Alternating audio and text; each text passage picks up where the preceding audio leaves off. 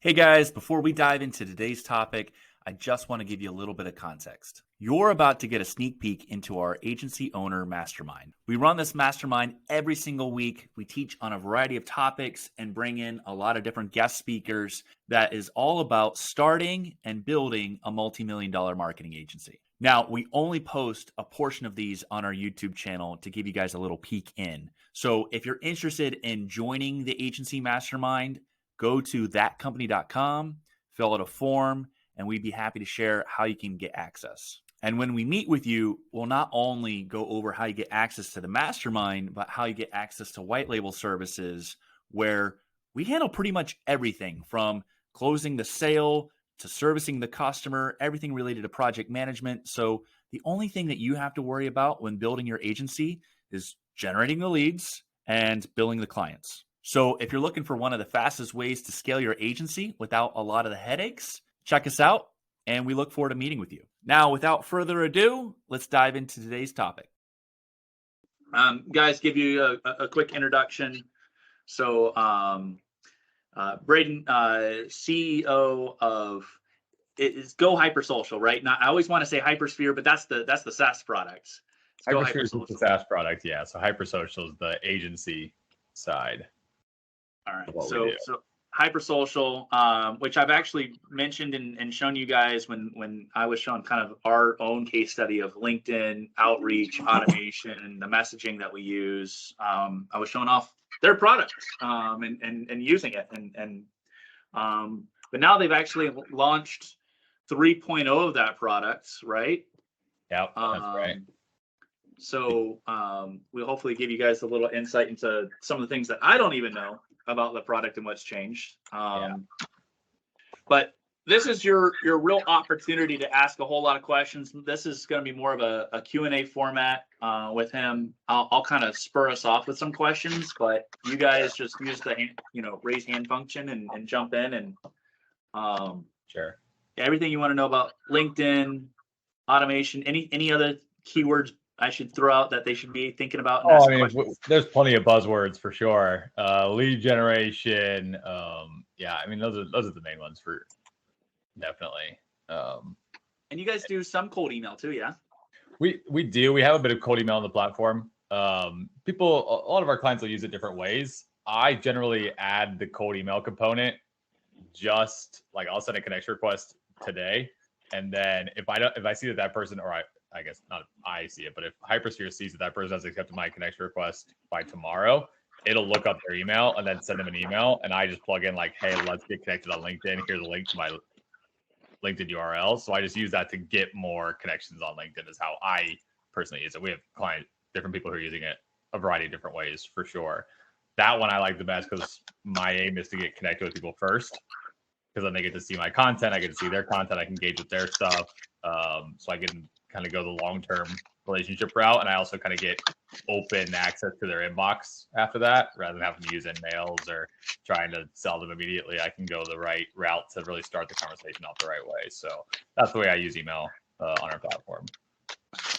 And let's give everybody a little bit of introduction to you, backgrounds. You've been doing this for a while, so tell us your history. What got you into this world, and how long you've been doing it, and all 9 yards. A little bit of feedback from somewhere, not sure where. Here, we'll if it's okay, guys, we're gonna mute everybody, and if you have a question, you'll need to unmute. So we'll do that. And then, Braden, you're going to be muted because I muted everybody. All right, I'm back. All right, cool. Marty, I'm not unmuting you for sure. You have Yeah, so I guess I started my agency back in 2016. Originally, we did a lot with Instagram marketing. That was our focus. I got my favorite story, but I got an offer shortly into starting that marketing agency from a hotel in the Dominican.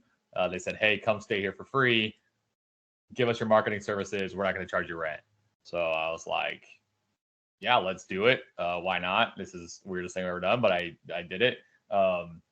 Went down there, me and my dog, and then I ended up doing that for the entire year. I did 2 months in the Dominican, 4 months in Ecuador, 4 months in Costa Rica, and 2 months in Nicaragua, not paying rent anywhere. I just gave them the skills that I had in exchanges. So in Costa Rica, I was staying right on the beach. In Ecuador, I was up in the mountains. In Nicaragua, I was in the jungle and really close to the beach too. So, but while I was doing that, so I come from a kind of a B2B sales background. I used to do a lot of door knocking, a lot of cold calling for commercial insurance, commercial construction.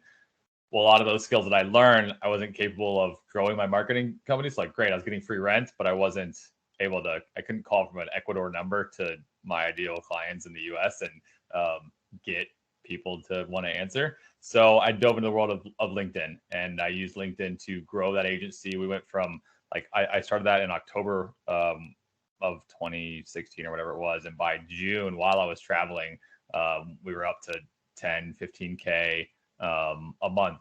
And I was just using LinkedIn, my own LinkedIn as my main source. So fast forward a couple of years, I had way too many fashion blogger type clients, and I t-shirt and shorts kind of a guy every single day. So I wanted to get out of the Instagram world because it wasn't where I come from. And I also enjoy B2B. So 2019 restarted HyperSocial to focus on the B2B and to specifically focus on the LinkedIn side.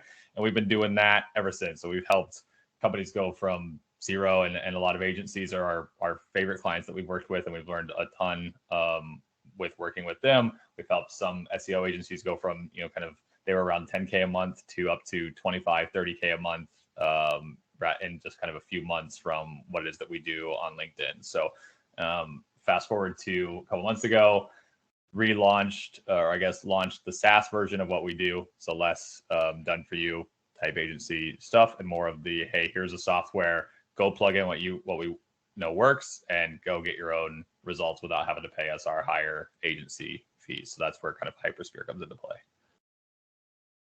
And you said that transition to B2B was 2019?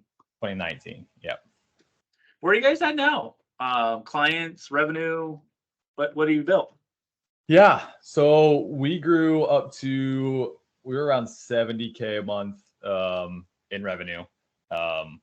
We've since kind of pushed down the agency side because we want to do more on the SaaS platform and have spent a lot of our time and efforts over there. So, and we've built out the SaaS platform ourselves, only using, again, just our same LinkedIn out, using the platform to grow the platform. It's up to probably around 5.5, 6K recurring, just the SaaS product itself. The agency side just kind of continues to run. I don't spend as much focus there now. But so we've kind of grown the software as well from using our same services. Awesome, man. And so you've worked with a lot of different other agency owners. What are some of the best practices you've kind of seen? Is tackling a specific niche? Is there, what have you seen that kind of worked best, and where have you seen people fail? Yeah, so there's a few ways that I've seen work best. I can tell you, if anybody spent any time on LinkedIn at all, there's a lot of people showing you out there how not to do it.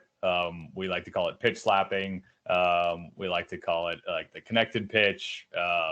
And now the good thing about being an agency owner is you have one of the sexier sells that exists in the market, right? Your sell is, I make you more money, I get you more followers, more notoriety, I get your brand looking better. Like that's, I mean, obviously that's general, but comparatively to an IT company, which is like, hey, I'm going to make your workforce more secure, agencies have it a bit easier on that side. But some of the few best practices that we've seen, targeting local or targeting a certain area works better in terms of niching down rather than, and not that you can't switch areas, not that you can't say, hey, I'm targeting Orlando today and then Miami, next month or things like that. But rather than saying, hey, I'm only going to target doctors, I'm only going to target dentists, or I'm only going to target those, we've actually seen a better result from targeting locally or targeting an area of geography at a time as a niche. Generally, it's because a lot of people on LinkedIn are connected to people that they've met at networking events and things like that, or went to school with. So it kind of builds up your local connections. So you get to target second degree connections comparatively to third degree. If you connect with them, if I connect with Mike in Orlando, he's not very likely to be connected to that many people in Los Angeles or anything like that, but he is more likely to be connected to other B2B business owners there in Orlando because of previous work and things like that. So that has been a huge thing. The other thing is to, rather than pitch slapping, we actually just started an SEO client about a month and a half ago, and he's already had some just insane results. His first message that he sends is very casual. It's like, hey, thanks. Glad we got connected. Let me know if I can support your business in any way. That's it.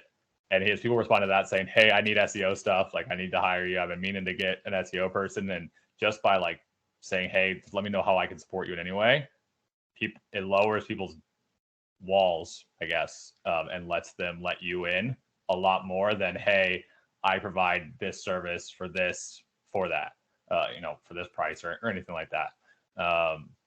That's another best practice. The ultimate best practice, though, is how can you lead with value, right? So for us, the way that we've grown our entire company to what it is today is we connect with these local business owners.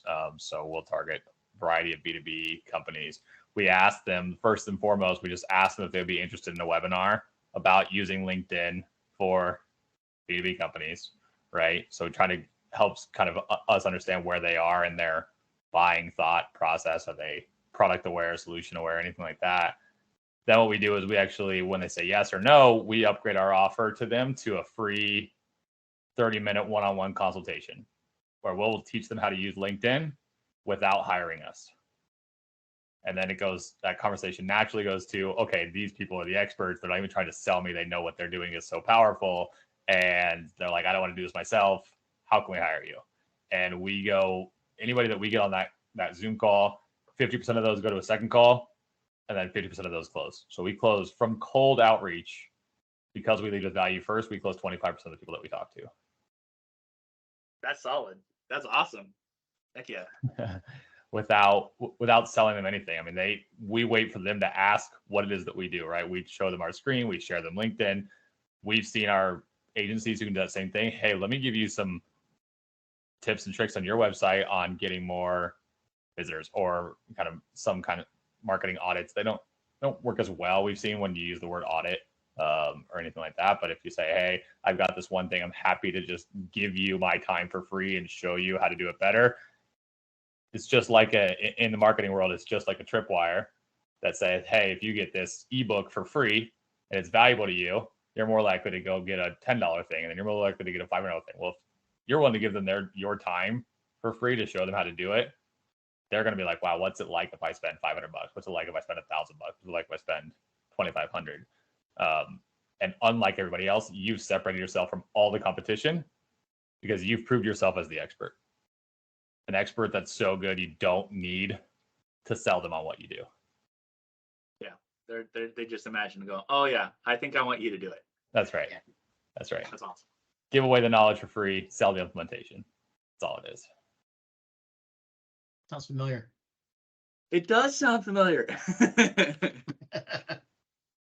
One of the things that we regularly offer out is everybody out there offers a free website audit, or an audit of some sort. We agree we don't use that term, but we do say we have data on every competitor you could possibly name. I like to show you what they're doing. Completely free, and then we walk them into that, and then then they go, oh well, we do lead into like, but this is what you should do. Yeah. And propose that we could do it for them. So maybe we should just, not do that anymore and close more, just be like, hey, all right, have a nice day. I don't know. I'm just kidding. We close roughly about, I would say 20%, 25% in that similar range. So yeah. So, I mean, that's awesome. For our sales process, we have everybody go through an approval process. I imagine you guys are probably similar. Is we get on that first call, we teach them about LinkedIn, they ask what we do, we give pricing, they have to go to another call. Generally, I'm the second call where I've got to give the approval to make sure that they're a good fit for us. When they get that check mark, they're ready to go. Yeah, I like that. So, and let's go back to some of the tactics. And by the way, guys, feel free to jump in. But let's go back to some of the tactics. connection messages, obviously that's kind of step one here. What are some of the connection messages that you just see are that they work? Yeah. And getting that initial connection. Yeah. So pre-connection message, targeting second degree connections. So when you're doing a sales navigator search, targeting people who are a connection of a connection should be the primary focus. Now, sometimes you don't have enough. If you're new to LinkedIn or don't have enough current first degree connections, your second degree pool is going to be small. So you need to get into third degree. But having that second degree connection, when you send them a connection request, we've seen that approximately throughout our time be 3 to 4 times the connection rate. Even using the same connection request, even using no connection request, it's always way higher when we use second degree connections versus third degree. The connection request itself, so we just actually ran one recently for one of my sales team. He was living in Utah, getting ready to move to Colorado. And he said, hey, and he used to live in Colorado. So it was, hey, been living in Utah, getting ready to move back to Colorado, or maybe I've been living in Utah for a couple of years, moving back to Colorado, would love to connect. That's it. That's as simple as it is. He used the location, which does, again, really well. So for me, I target a lot of people here in Ohio, fellow Ohio business owner, would love to connect, goes crazy, right? So people, it's a much more organic way of connecting, and your primary focus of LinkedIn outreach at first should be getting the highest connection rate possible, right? Because then they can see your content. You can engage with, like I said earlier, you can engage with their content.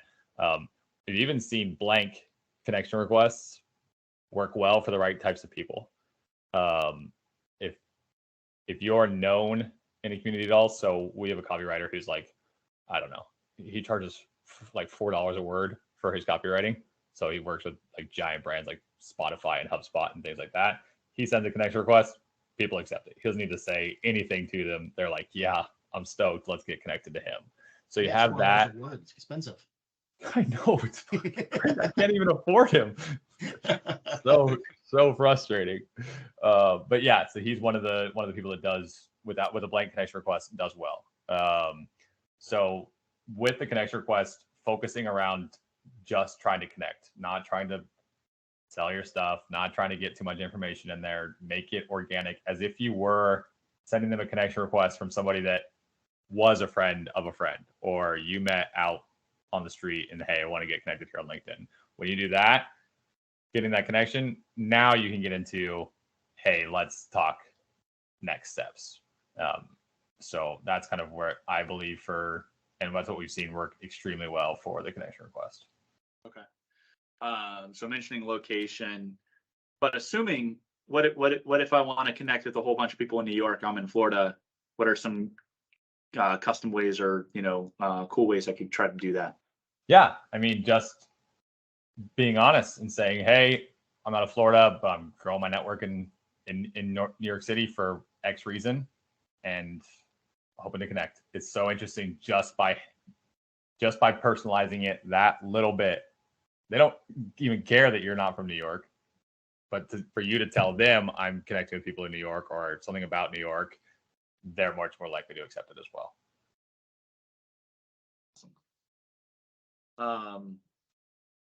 And so we get the connection, and by the way, you're seeing a lot better connection rates going to second connections versus third.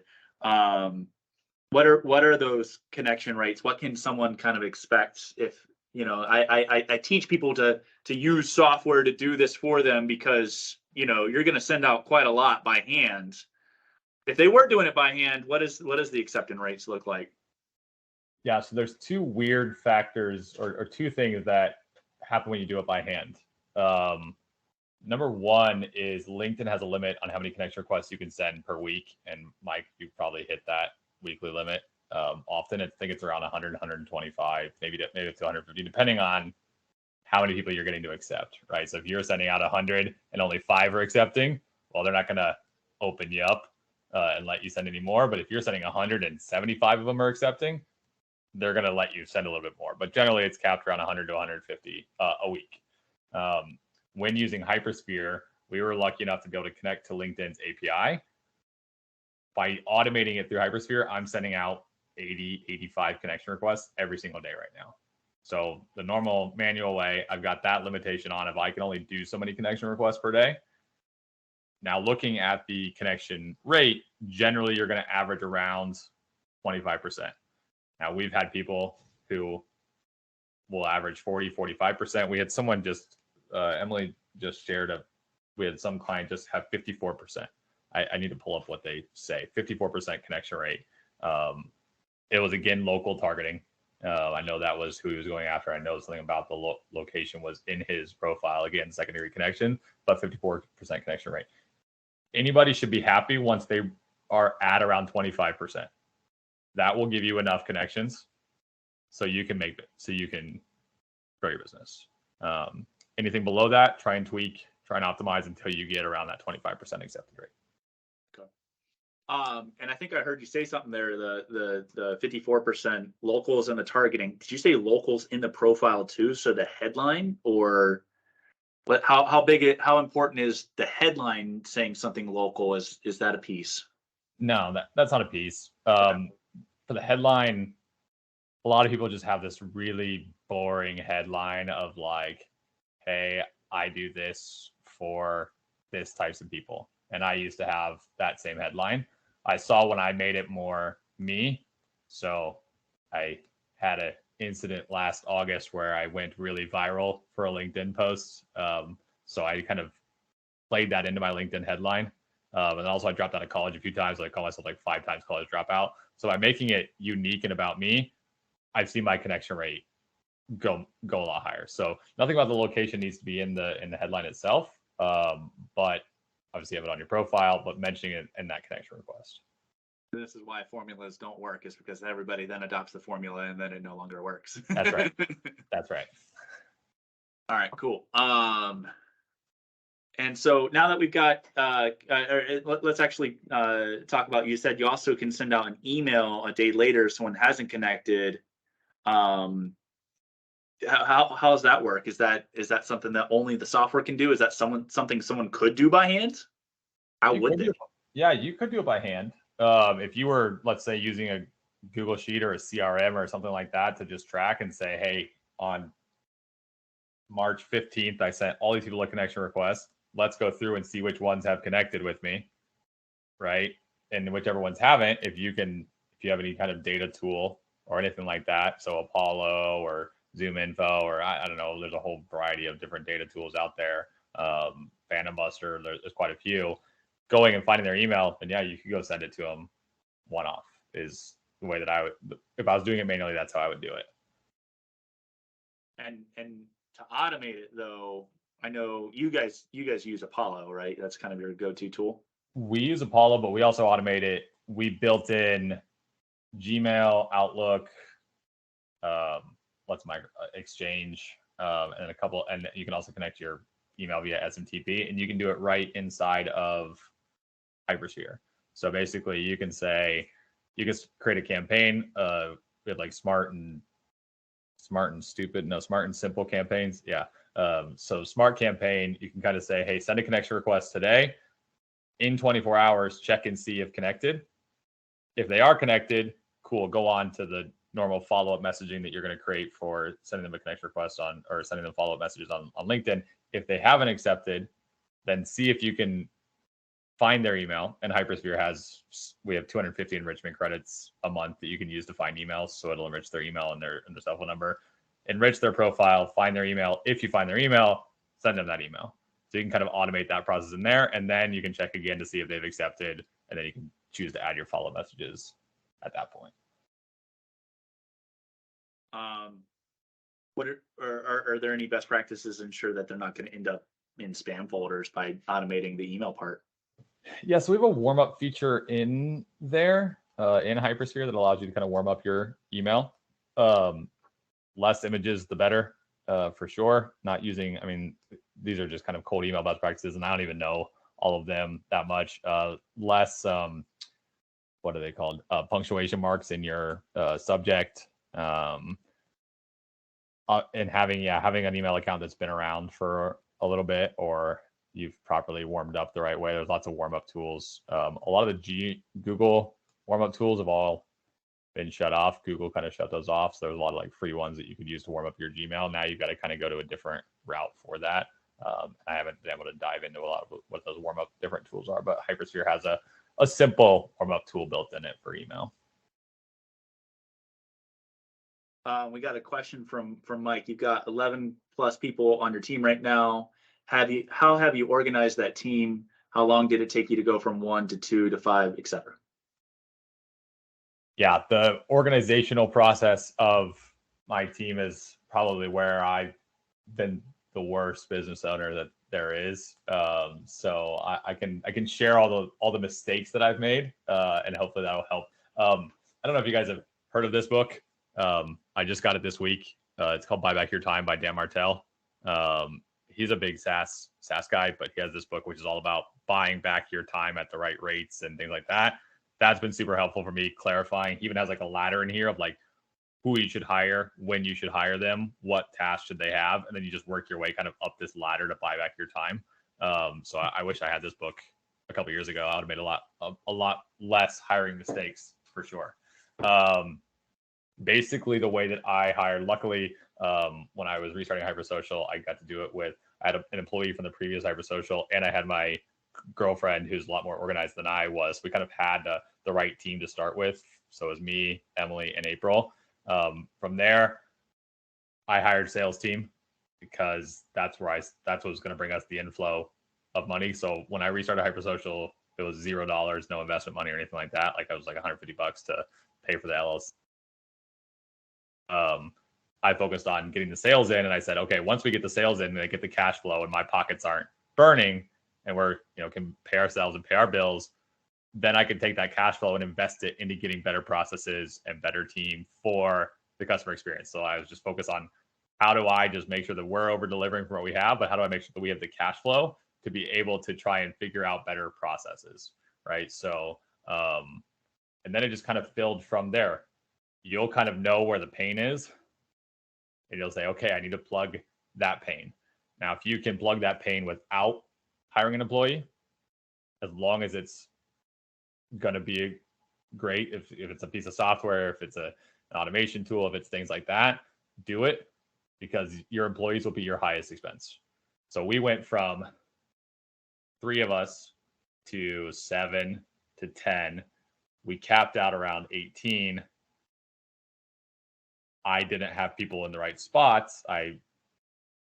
They were this extremely high cost. We weren't making that high of profit margin, right? Because I had so much people cost.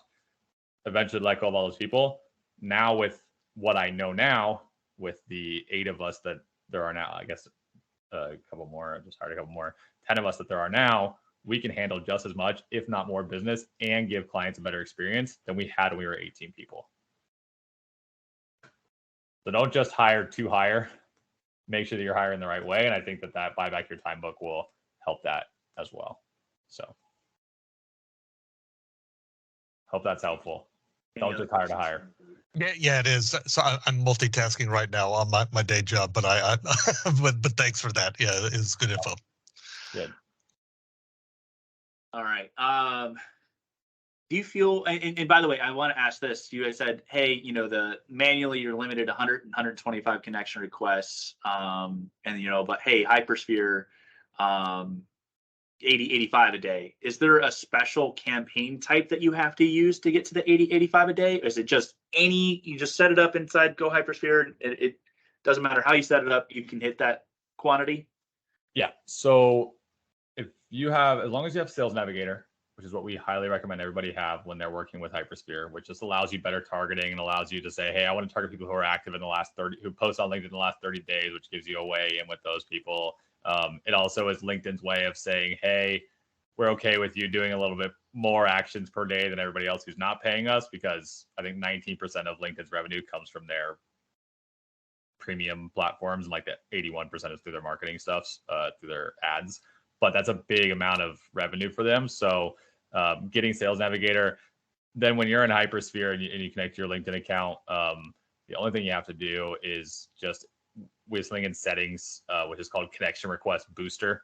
As long as you turn that on, you're good to go. There's no specific type of campaign or anything like that. It's just use the connection request booster, set your settings. So I have my settings to 74 to 90 connection requests a day. It's good to go. I'd recommend if you already use Hypersphere, just warm up your account. Don't just go straight to 74 to 90 connection requests every single day, just like an email. Let's go, 30 to 40. Let's go, 50 to 60, and let's work our way up that. But yeah, I'm sending tons of connection requests right now too.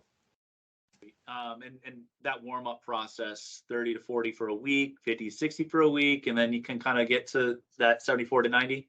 Yeah, definitely. Now, I'm not saying you can't start it like that, because I am the first one to just shove my account into like the highest numbers and just see how mad LinkedIn will get at me.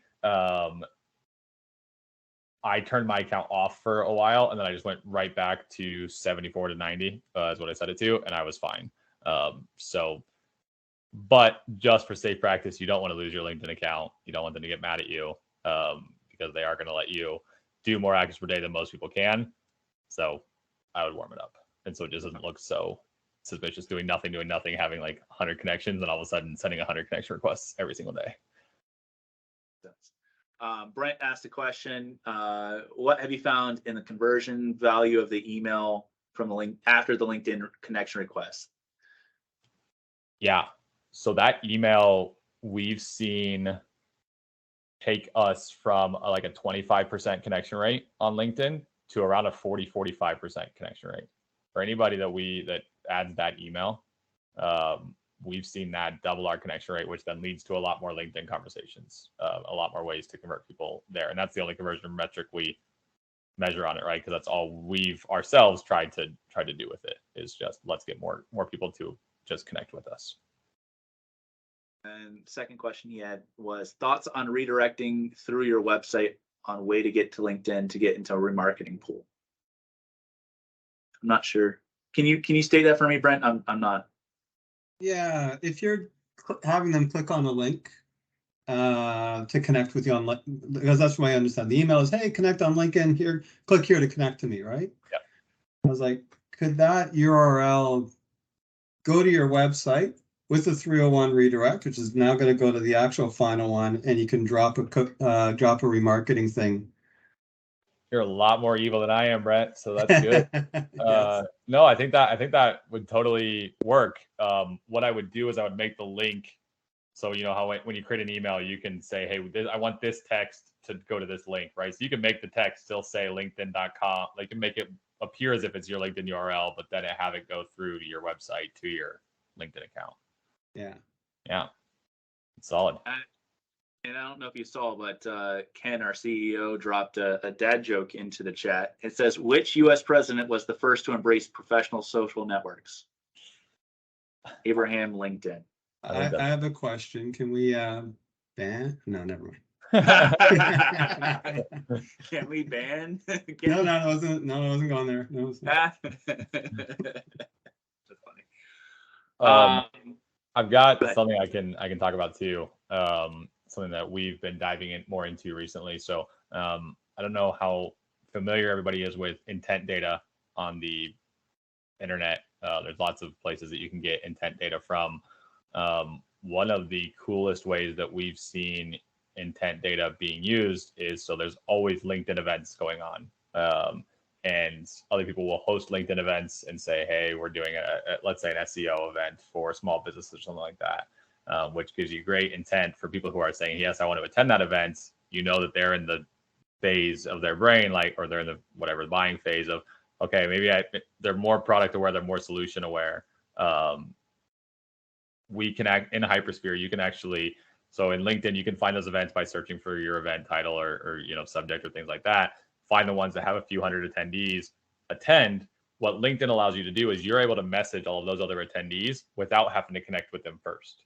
So it's a way of just like being able to network with the other attendees of those events. What we've built into Hypersphere is if you use that event as like your initial search where you add people from, and then add a message from that, we'll actually send those messages to those attendees of those events for you. So instead of you having to go through and manually send each message, gives you a way in with those people without having to use up your connection limits and things like that. So you can kind of get people who are showing interest in SEO or marketing or anything like that to be able to target them directly. Now, your offer has to be a bit better with that because they're showing that they want to attend somebody else's event. So you've got to be able to really give them that value and kind of wow them with that message. But we've had a ton of Hypersphere clients come from that, attending events about LinkedIn, not even ones that we're hosting. And just say, hey, open for a free trial, give them their trial, and they stick around because they love it. Like that. That's awesome, man. By the way, you had given an example of a guy who was like, hey, I'm any way I can help your business, happy to connect, any way I can help your business, let me know, blah. That's his message. So let's say he gets no response. Does he message again? What happens? Like, when does it, and I guess the follow-up question is, when does it become weird of like, all right, I've triple, quadruple, texted you and you haven't responded. When do I stop and say, all right, that's probably not a good idea to keep continuing? Great question. Generally, we build out a 3 to 4 message follow-up for us and all of our clients. At some point, we'll retarget people maybe a few months. So we'll basically do a 3 to 4 message cadence once they've connected. That's generally around a month time frame. So we'll start faster. So 2 days, 3 days, 7 days, and then like a 14-day between messages. At that point, I think it's obvious they're not in that cycle, or they may not be that active on LinkedIn or things like that. So then what we'll do is maybe we'll add a 6 month later message to say, hey, I know we've been connected for a while. Wanted to see if I can offer value, see how your business is going, that kind of a thing. So generally that's the most that we'll do. And we actually used to offer 7 message services until we just kept learning that we don't need all those extra messages. The impact that message 5, 6, 7 had comparatively to just messages 3 to 4 was very, very little. And usually just people that were pissed off. It's like, so we got leave some me replies alone. from it, like, shut up. So now you're having to deal with, that message instead. Exactly. So kind of ruin the relationship, any chance there was at anything, because you've overdone it. And are you in this meeting, or are you just chatting in this meeting? He's not in this. Yes, he is. He's here. I'm in this meeting. Okay. You asked what the connection limit is. We happen to cover that one. It's roughly 100, 125 a week. If you're doing it by hand, 80, 85 a day if you're doing it through HyperSphere. Through an API. Yeah, through the API. Mm-hmm. Marty and Ken in the chat. Oh my goodness. All right. So I know what that is. I wanted to know what the limit was. That's not what you asked, though. I like the Marty mansplained. What is a connection request limit? Do I need a comma for you or something? Is that what you need?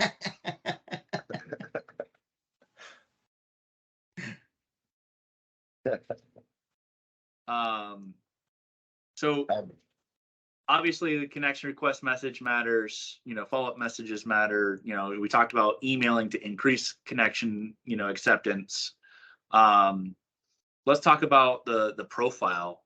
What are some of the best practices? What do they need to optimize? I know headline's important, but you kind of briefly talked about headline, making it more unique and to you. What else should they be focused on? Yeah, profile picture is important. I like having a unique one. Mine has like an orange background behind me. Something just professional there is great. Canva has a ton of templates for LinkedIn banners. Getting that there, making it unique, because people are so visual. But then what we also recommend is just like putting, just a little bit about you in that banner as well, because people are going to look there first. They're going to see that visual representation, but they're just having your email there, so they know how to contact you that way, or your phone number if you really want to put that up there. And then just like, this is what I do, kind of a thing, but making that super unique. So those are kind of the 3 things that I would focus on first. And then where I would go from there is the about section, which is generally what I like to do is a 3-paragraph about section. First one expands on your headlines, unless your headline is kind of wacky. Like mine doesn't expand on me being a 5-time college dropout, but expanding on, what it is that you do or kind of that kind of stuff. First paragraph, second paragraph, like to talk specific numbers. Here's some clients that I've helped make this much money or do this or that or so on and so forth, some specific thing. And then third paragraph is generally how to contact you, why to contact you. If you're looking to grow your B2B leads for me and you want to, feel free to email me at braden@hypersocial.com or send me a message here on LinkedIn. Generally, that's as far as scrollers will go. But your work history section is great to be able to use. Most people will use it to say, hey, I accomplished this and I accomplished that in my previous jobs. The way that I think does it better is what did you learn from previous positions that got you to where you are today? Helps people understand like, hey, I'm great at B2B sales because I used to knock on a lot of doors. I dealt with a lot of cold calling failures. I never wanted to do cold calling ever again. Here's what I learned in the old HyperSocial. I learned way too much about fashion and I learned how to, grow this and all that kind of stuff. So just kind of, I've seen that improve kind of maybe more of the conversion rates. Like, hey, I saw this kind of stuff. So a lot of people will just go with a bullet list. Here's what I did. Here's my specific type role that I did. But every single job that you had helped you do something better, hopefully. And that's the way that I like to do the kind of work history. And then the last piece that I think is super important is the recommendation section. So anybody that you've worked with previously, coworkers, bosses, employees are all great. Any clients that you've worked with that'll write your recommendation, much, much better. So you can just say, hey, can you write me a recommendation? And it'll send them a message right in their LinkedIn inbox, and then they can just write a recommendation for you. Obviously, social proof. So we got profile, we got connection requests, we got even kind of the follow-up cadence of 3 to 4 messages. Yeah. Let's talk about the content side of actually not just connecting with people and messaging people and that direct thing, but that the nurturing thing that you do. You're creating content on a regular basis. What is that cadence? What do you focus on? I'm asking for everybody else. I already know. Yeah, sure. If anybody wants to know my cadence for posting content, I don't have one. It's when something comes to my mind, I'll write it.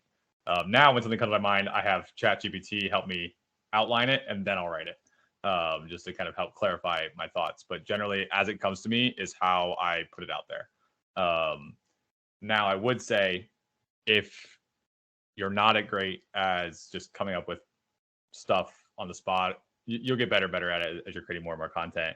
Just give yourself kind of a schedule. I would recommend like 2 to 3 posts a week of different kinds. Helpful content is going to do well. It, again, is just all about positioning yourself as that expert. I like to follow like the 80-20 rule, which I actually heard from like a stand-up comedian about relationships. Is like, so if you're 100%, so if you're in a relationship and the person that you're with, they see you as 100% nice all the time or 100% of any one thing, they're going to get kind of bored. The relationship will kind of fizzle out. The ones that like where you're like, you broke up and you like, it hurts the most is because you've been 80% nice and 20% a sarcastic jerk, right? So you kind of just keep them guessing, right? Like, so same thing with LinkedIn content. It's like 80% helpful advice type content, 20% personal, or 20% more salesy type content. So just keeping it so it's not the same type of content over and over and over. You can be very consistent with the type of content that you're putting out there, but add some salt and pepper, I don't know, whatever other spices there are in there as well to just, keep it so that when people are reading, if they see your post in their feed and you're the same type of post over and over and over, they're going to skip through it. If they don't know exactly what they're going to get from their post, they're much more likely to click see more, read the whole post, see what you have to say. That takes it might not be the same as it has been. And I'll happily share afterwards, and Mike, you feel free to share it on. I've got some, I know you guys are going to have the AI guy on next week, so he may have all this taken care of, but I've got some great prompts that I've given it to be able to get me content. And it actually wrote basically an entire newsletter. I create a LinkedIn newsletter, and you guys don't feel free to follow it. We have B2B marketing and sales tips. it created me basically this entire massive article last week. I taught it some stuff first, and then it gave me some really great outputs. I'll happily share kind of what my SOP is for that if anybody wants to kind of have that help them with their LinkedIn content if you feel stuck, because I think of all the platforms that people post content on, most people feel the most stuck on creating LinkedIn posts more than Facebook posts, more than Instagram posts, even more than TikTok posts for some people. Yeah. So we don't need to join your newsletter. We just need to go to ChatGPT and ask it, and it'll give us your newsletter, basically. That's right. That's Okay. right. Hey, can you Braden Wallake's newsletter? Like, yeah, here. He's not that smart anyway, so here you go. Just give us a prompt. We can read our own newsletter that it generates for you. All right, Yeah, cool. that's right. That's right. There you go. Make sure you tell it to put the branding at the top. Right. Yeah. Yeah. It's important.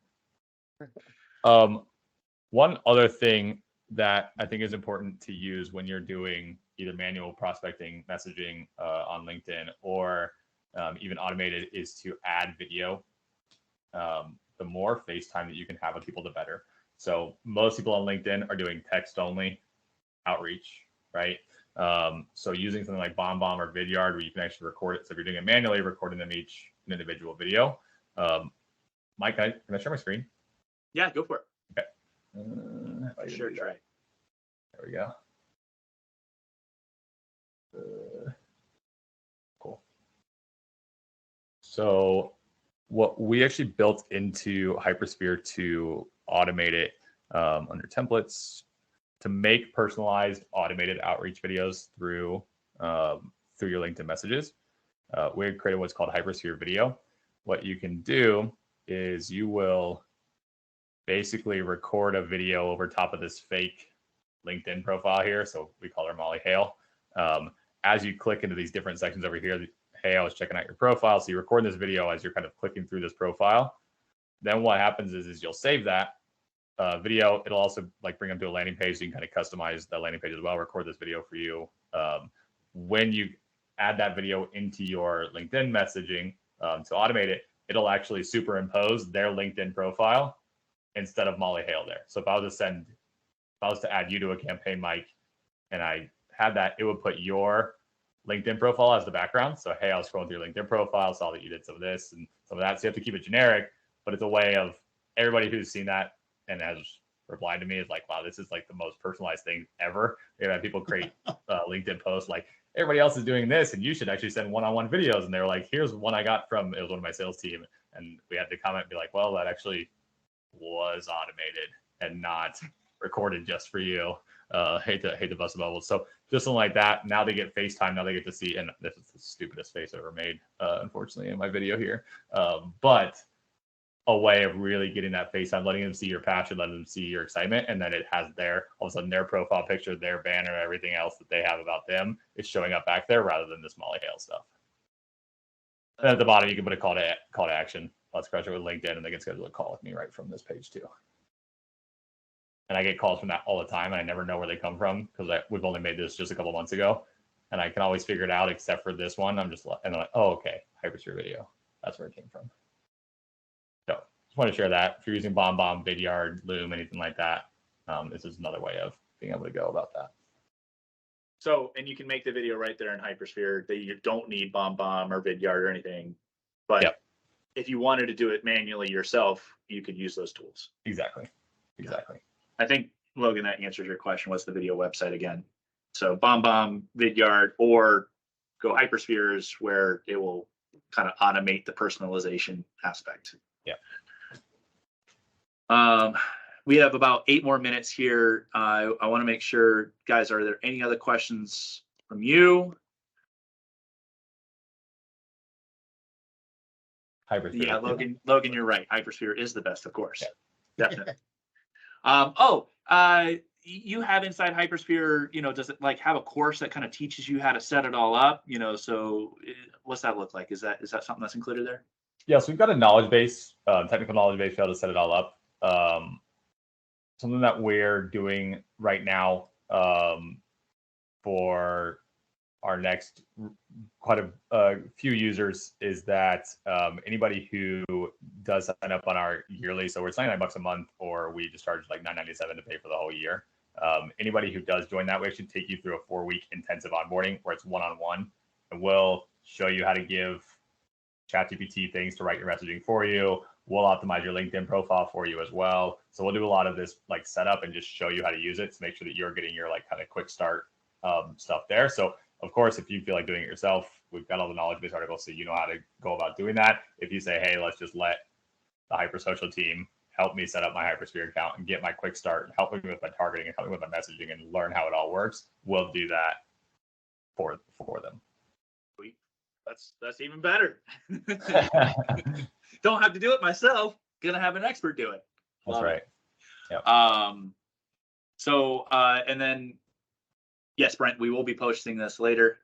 So it'll go up on our YouTube channel. And then we'll also put it out in our monthly newsletter. If you guys aren't subscribed to that, you can be.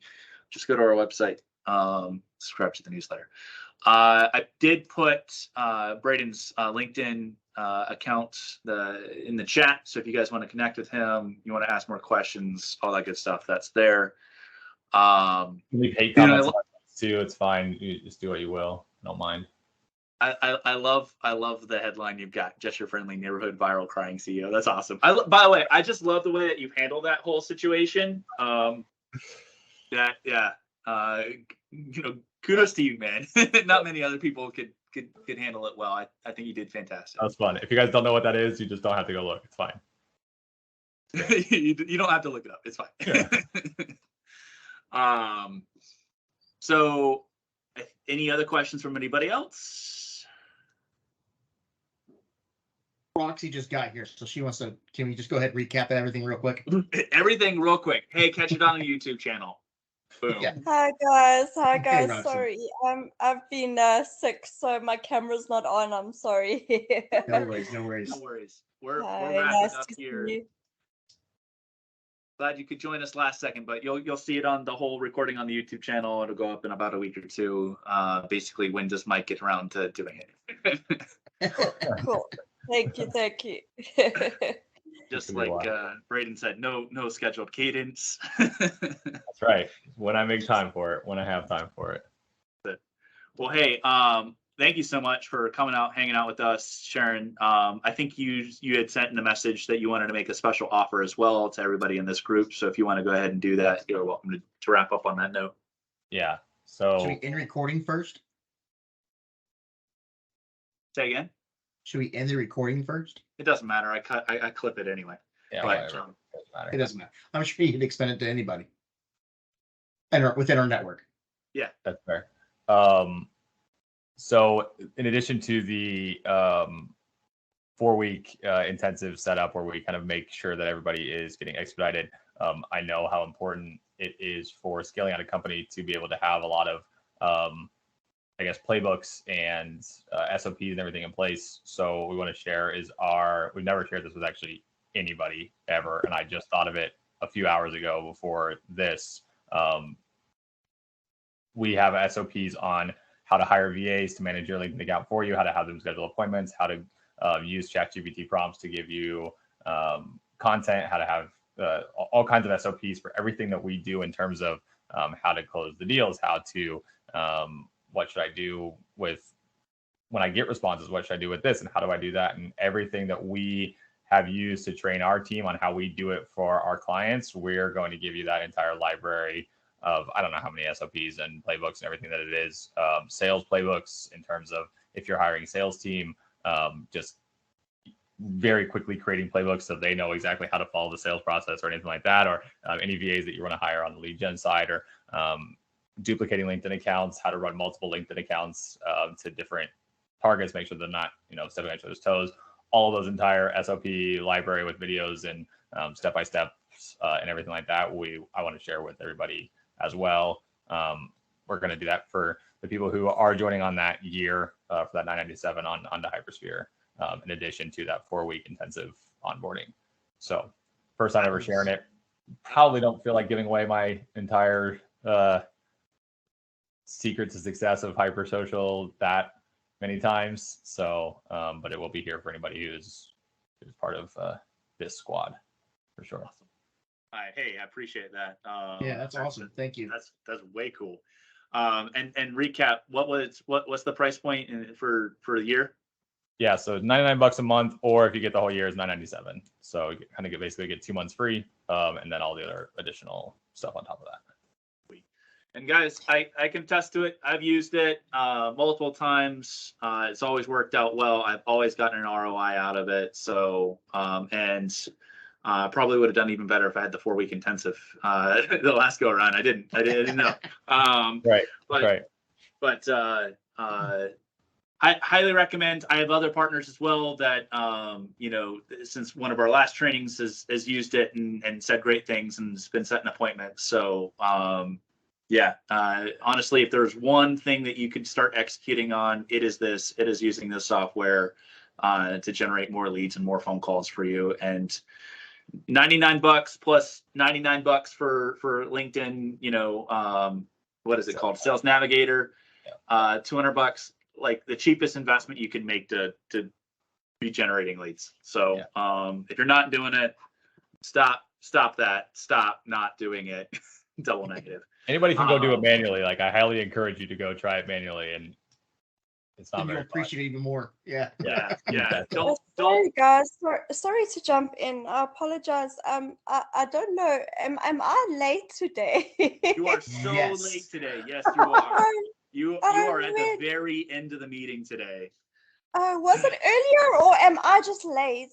You're late. So Oh. what probably occurred is time change. Yeah, time Oh, change. Hey. it's the time changed. Oh Hey. my word. Okay, I'm so sorry. Roxy, for Braden's sake, our guest speaker, why don't you tell him where you're located at? I'm in South Africa. Sorry. I really apologize for being so late. It's so No, rude. you're really- good. I'm okay. so sorry.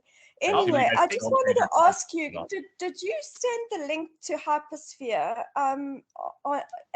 during this meeting? We have not, but we certainly can. Thank you. Let's do that. Actually, Braden, do you mind doing that?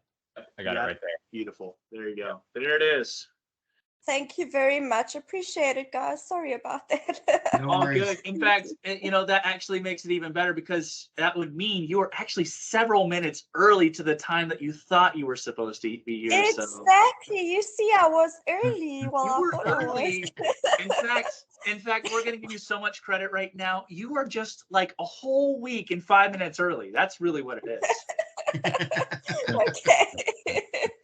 Oh, sorry, guys. Thank you so much. good. I appreciate the link. All No right, problem. guys, that is it. Thank you for coming and hanging out. Definitely connect with Braden on LinkedIn, and make sure you send him a quick thank you and for sharing all of his awesome tips with us. Yeah, thank you so much. You don't have to thank me for drowning you guys with all my stuff. So but I hope you guys got any kind of value out of it. Feel free to ask me more questions. Come me on LinkedIn. I'm happy to answer anything and everything. If you want tips and tricks and your own tips on, hey, what about this message? What about that? Feel free, and I'll gladly help out wherever I can. Thank you. I really appreciate that. Thanks for giving so much value to this community. Guys, it'll be on the YouTube channel. So you guys will see that in about a week or two. Great. Thanks for having me, Mike. Yeah, absolutely. Thanks, Have a good everybody. one. Cheers, guys. Thank you.